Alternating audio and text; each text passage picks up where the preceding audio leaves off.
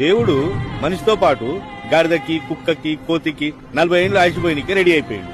అప్పుడు కుక్క దేవుడా దేవుడా అసలే కుక్క బతుకు రోడ్డు మీద తన్నులు తినుకుంటా బతకాలే, 40 ఏళ్ళు వద్దు, 20 ఏళ్ళు వాపస్ తీసుకో చాలు అన్నది. అప్పుడు దేవుడు ఓకే చేసిండు, కుక్క థ్యాంక్స్ చెప్పింది. మరి గాడిద సేమ్ టు సేమ్ దేవుడా దేవుడా మూటలు మోసే గాడిద బతుకు 40 ఏళ్ళు అవసరమా అన్నది. 20 ఏళ్ళు వాపస్ తీసుకో అన్నది.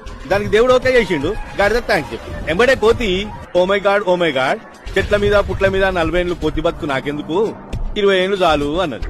దానికి దేవుడు ఓకే చేసిండు, కోతి కూడా థ్యాంక్స్ చెప్పింది. ఇక ఈ మనిషిగాడు ఉన్నాడు కదా, నువ్వు ఇచ్చిన ఈ 40 ఏళ్ళు ఏం సరిపోతాయి, దేవుడా నా కూటా పెంచని కాళ్ళు విసుకుడు మొదలు పెట్టిండు. ఈ కాలు విసుకుడు తట్టుకోలేక దేవుడు ఏం చేసిండు, గాడిద 20 ఏళ్ళు, కుక్క 20 ఏళ్ళు, కోతి 20 ఏళ్ళు, మొత్తం 60 ఏళ్ళు, 100 ఏళ్ళు పోసి మనిషిని భూమి మీద దించిండు. అప్పుడు మనిషి థ్యాంక్స్ చెప్పిండు. 40 ఏళ్ళు మనిషి లెక్కనే బతికిండు. గా తర్వాత 40 నుంచి 60 కుటుంబ బరువు, పెళ్ళాన్ని పోషించాలి, పిల్లలను పోషించాలి, పిల్లలను స్కూల్లో దించాలి,